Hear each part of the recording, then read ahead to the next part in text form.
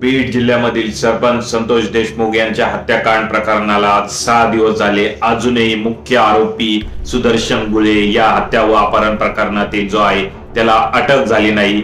तसंच हे प्रकरण ज्यामुळे घडलं ते पवन चक्की प्रकरणामध्ये ज्यांचं खंडणीचं रॅकेट आहे ते वाल्मिक कराड, जे धनंजय मुंडे यांचे राईट हँड आहे, त्यांनाही अजून अटक झाली नाही आहे. 6 दिवस ओलांडले तरी मुख्यमंत्री व 2 उपमुख्यमंत्री यांनी बीड जिल्ह्यामधील या घटने ज्या ठिकाणी घडली त्या ठिकाणी जाऊन त्यांच्या कुटुंबियांची भेटही घेतली नाही. त्यामुळे मुख्यमंत्री व उपमुख्यमंत्र्यांना या घटनेबद्दल गांभीर्य नाही आहे का असाच एक प्रश्नचिन्ह उपस्थित होतो.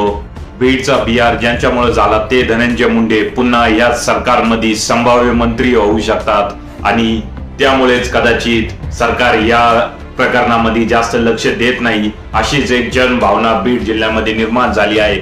तुम्हाला काय वाटतंय, सरकार जाणून बुजून या प्रकरणात लक्ष देत नाही आहे का?